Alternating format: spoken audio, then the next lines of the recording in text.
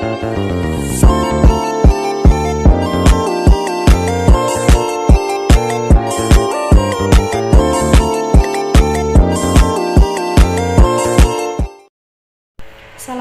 warahmatullahi wabarakatuh.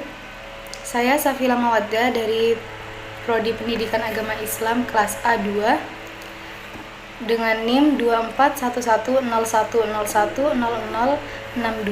Saya akan menjelaskan kembali mengenai materi dari kelompok 1 hingga kelompok 4 untuk memenuhi UTS mata kuliah Pendidikan Kewarganegaraan. Masuk pada materi yang pertama, yakni pengertian nasionalisme dan identitas nasional, serta implementasi konsep keduanya dalam berbagai perspektif. Nasionalisme adalah ideologi yang menekankan cinta dan kesetiaan terhadap negara. Ideologi ini mengutamakan kepentingan negara dibandingkan kepentingan individu maupun kelompok. Nasionalisme ini bermanifestasi dalam perjuangan kemerdekaan, akan tetapi jika berlebihan dapat berujung pada chauvinisme atau xenofobia. Adapun faktor-faktor yang mempengaruhi adanya nasionalisme seperti sejarah bersama. Sejarah bersama yakni yang dimaksud sejarah bersama yaitu adanya rasa senasib seperjuangan dalam memperjuangkan kemerdekaan Indonesia. Yang kedua, kesamaan budaya dan bahasa. Faktor yang ketiga, kesamaan agama. Faktor yang keempat, ekonomi. Kemajuan ekonomi yang menyejahterakan masyarakat akan menciptakan rasa nasionalisme. Yang kelima, faktor pendidikan. Pendidikan di Indonesia mengajarkan seseorang yang dididik berjiwa nasionalis. Yang keenam, karena faktor adanya ancaman eksternal.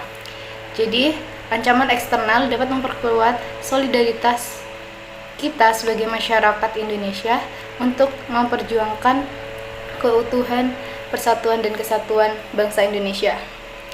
Adapun identitas nasional. Identitas nasional merupakan suatu ciri yang dimiliki oleh suatu bangsa negara secara filosofis dan dapat membedakan bangsa tersebut dengan bangsa yang lain. Identitas nasional Indonesia yang menjadi ciri khas bangsa Indonesia dan membedakannya dengan bangsa lain seperti adanya berbagai macam suku, agama, budaya, dan pulau-pulau yang dipisahkan oleh lautan. Sungguh ciri-ciri tersebut menjadi identitas nasional Indonesia. Adapun identitas nasional dibagi menjadi tiga, yakni identitas fundamental, instrumental, dan alamiah. Identitas fundamental yakni Pancasila sebagai dasar negara, Pancasila sebagai filsafat negara dan ideologi negara. Yang kedua, identitas instrumental yang berisi Undang-Undang Dasar 1945 dan Tata Perundang-undangan, Bahasa Indonesia, Lambang Negara, Bendera Negara, dan Lagu Kebangsaan Indonesia Raya. Yang ketiga, identitas alamiah meliputi negara kepulauan, pluralisme dalam suku, bahasa, agama, budaya, serta kepercayaan.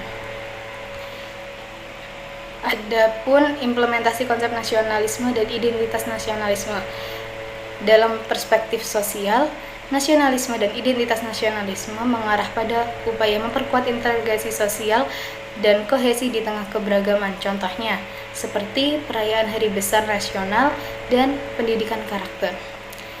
Dalam perspektif politik, diterapkan melalui kebijakan-kebijakan yang mendukung persatuan dan kesatuan negara. Dalam perspektif budaya, nasionalisme dan identitas nasionalisme diwujudkan melalui pelestarian budaya, seni, dan tradisi yang ada di Indonesia. Dalam perspektif ekonomi, ekonomi melibatkan kebijakan yang mendukung industri lokal dan produk dalam negeri.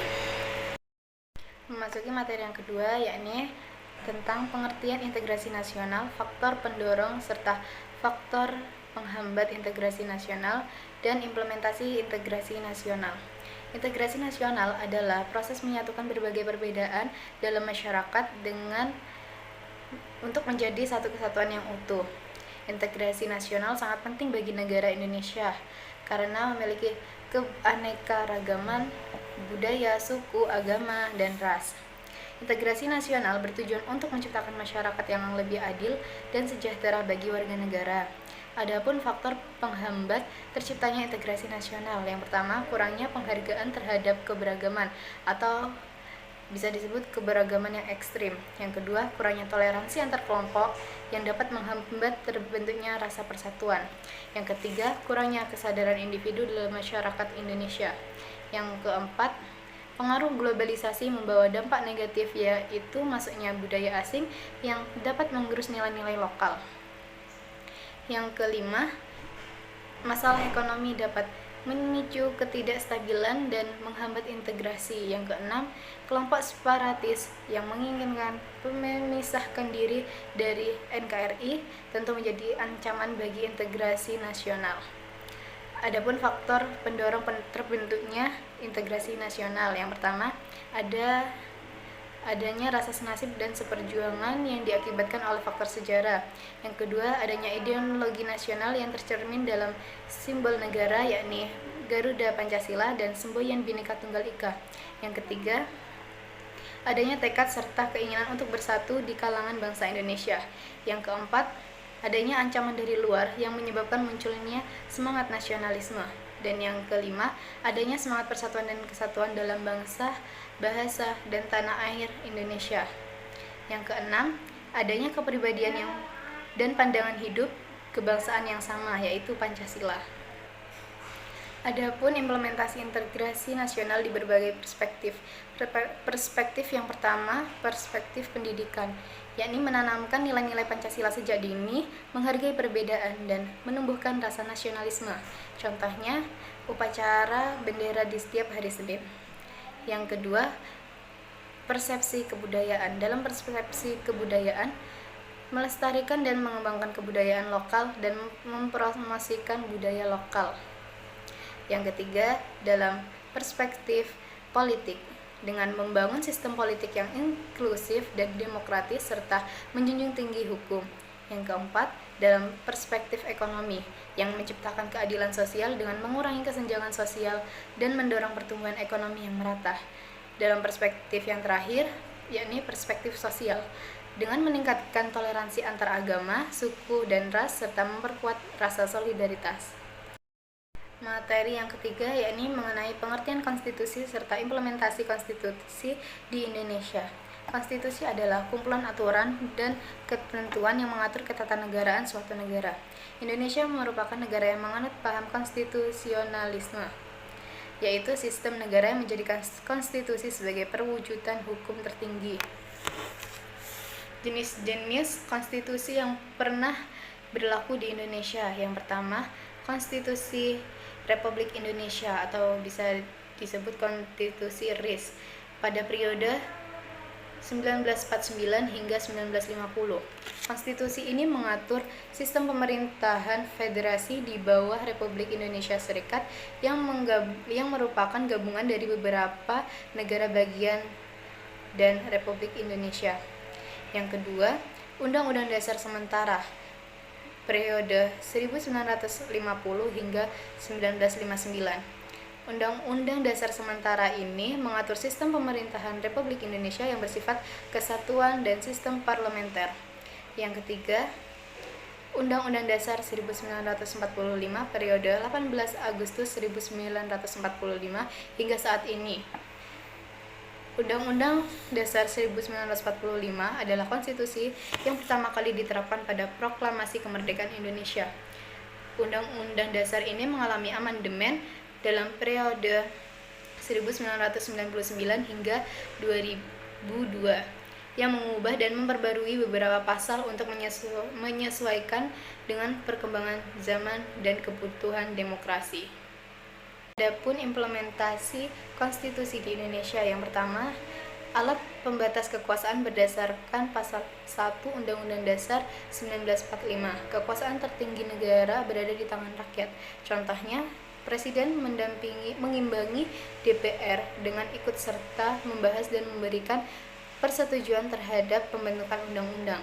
Yang kedua, penjamin hak asasi manusia. Batang tubuh Undang-Undang Dasar 1945 yang memuat tentang jaminan terhadap hak-hak manusia, hak-hak dasar manusia dan warga negara.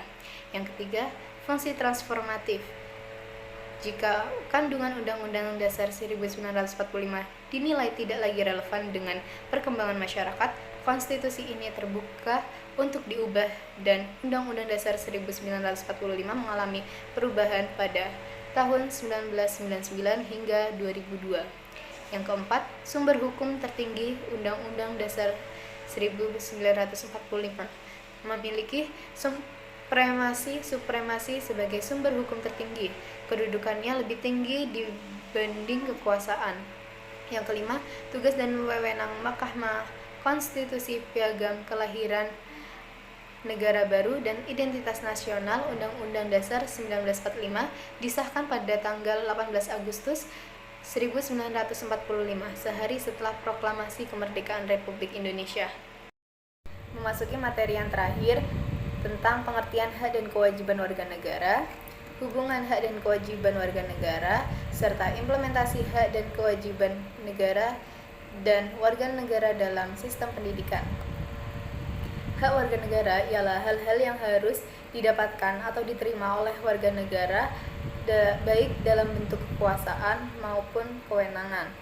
Contoh hak warga negara ialah kebebasan dalam beragama, berserikat, berkumpul, dan hak atas status kewarganegaraan. Sedangkan kewajiban warga negara ialah hal-hal yang harus dilakukan oleh warga negara sebagai anggota masyarakat untuk memenuhi tanggung jawab mereka terhadap negara. Contohnya, seperti membayar pajak dan membela tanah air. Adapun hubungan hak dan kewajiban warga negara. Yang pertama, hak dan kewajiban warga negara merupakan wujud dari hubungan warga negara dengan negara. Yang kedua, hak dan kewajiban warga negara bersifat timbal balik, artinya warga negara memiliki hak dan kewajiban terhadap negara, begitu pula sebaliknya. Yang ketiga, hak dan kewajiban warga negara merupakan kepemilikan yang melekat dalam diri identitas seorang warga negara. Yang keempat, hak dan kewajiban warga harus dilakukan secara seimbang untuk menciptakan kehidupan yang tertib dan kerukunan di lingkungan masyarakat.